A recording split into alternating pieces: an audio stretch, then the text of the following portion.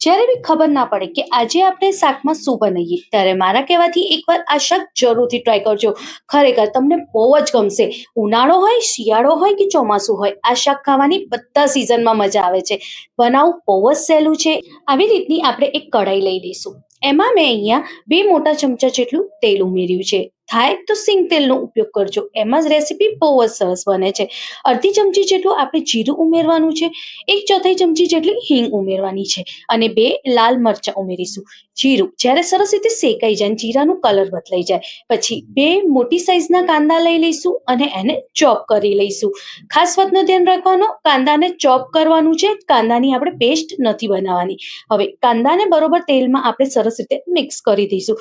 Mix કર્યા પછી જ્યારે કાંદાનો થોડો કલર બદલાય ને પછી 1/2 ચમચી જેટલું આપણે આદુ લસણ મરચાંની પેસ્ટ ઉમેરીશું. અગર તમે લસણ નથી ખાતા તો તમે અહીંયા સ્કીપ પણ કરી શકો છો.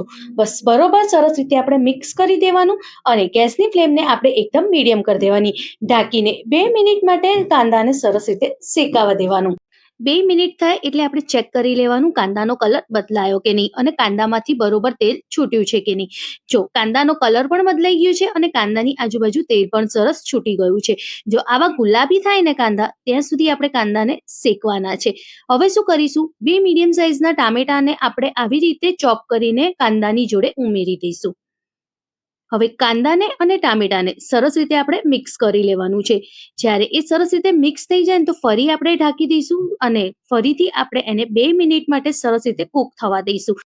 ટામેટામાંથી સરસ રીતે જ્યારે તેલ છૂટે ત્યાં સુધી આપણે એને સરસ રીતે કૂક કરવાનું છે. જો કંઈક આવી રીતે તેલ છૂટે ને ત્યાં સુધી ટામેટા કૂક થાય, એનું મતલબ એકદમ સરસ ટામેટા અને કાંદા કૂક થઈને રેડી થઈ ગયા છે. હવે આની અંદર આપણે બેઝિક મસાલા કરીશું. મસાલા જે મેં કર્યા છે એ જે ચમચી આવે છે એનાથી કર્યા છે. મેં અડધી ચમચી જેટલું હલ્દી પાવડર, 1 ચમચી જેટલું ધાણા જીરું પાવડર, 1 ચમચી જેટલું લાલ મિર્ચ પાવડર, અડધી ચમચી જેટલું ગરમ મસાલો. હવે શું કરીશું, બધાને સરસ રીતે આપણે કાંદા ટામેટાની જોડે મિક્સ કરી દઈશું. જ્યારે બધું સરસ રીતે મિક્સ થઈ જાય તો અડધી વાટકી જેટલી આપણે છાશ લેવાની છે. છાશ આપણી બહુ ખાટી ના હોવી જોઈએ, મોળી હોવી જોઈએ. કે અડધી વાટકી જેટલું તમે દહીંનો ઉપયોગ પણ કરી શકો છો.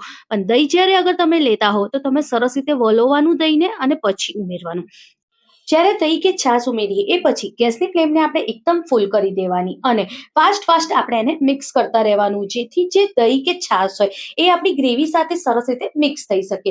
આ ફેરી ગેસની ફ્લેમ બિલકુલ ધીમી નહીં રાખવાની, ફાસ્ટ કરવાની, જેથી દહીં હોય કે છાશ હોય એ ફાટે નહીં. બસ જો આવી રીતે આપણે મિક્સ કરતા રહીએ ને તો આપણી ગ્રેવીમાંથી તેલ છૂટવા લાગશે. જો તમે જોઈ શકતા હશો કેટલું સરસ તેલ છૂટવા લાગ્યું છે. બસ એટલે જ આપણે ફાસ્ટ એને મિક્સ કરવું બહુ જ જરૂરી છે. હવે ફરીથી ગેસની ફ્લેમને આપણે મીડિયમ કરી દેવાની છે. આમાં જે મેં ટામેટા ક્રશ કર્યા હતા ને એમાં મેં 1/4 ગ્લાસ જેટલું પાણી ઉમેર્યું છે. લગભગ મેં આમાં 1/4 ગ્લાસ જેટલું પાણી ઉમેર્યું છે. આનાથી વધારે પાણી આપણે નથી ઉમેરવાનું. 1/4 ગ્લાસ ઇનફ છે આપણી સરસ ગ્રેવી બનાવવા માટે.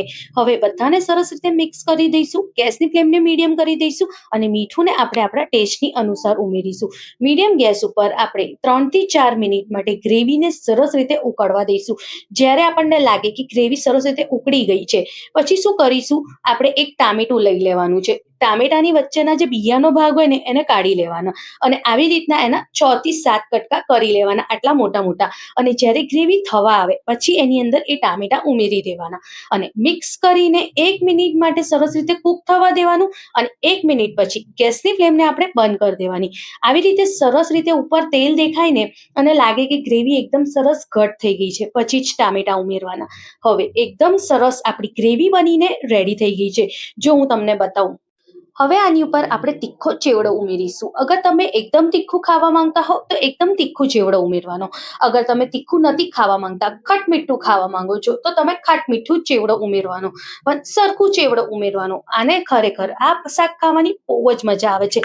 આને તમે પાઉં જોડે, બ્રેડ જોડે, પરાઠા જોડે, કોઈની બી જોડે ખાઈ શકો છો. પણ ખરેખર એટલો ટેસ્ટી શાક બને છે, ઝટપટ પણ બની જાય છે અને ખાવામાં બહુ ટેસ્ટી બી છે.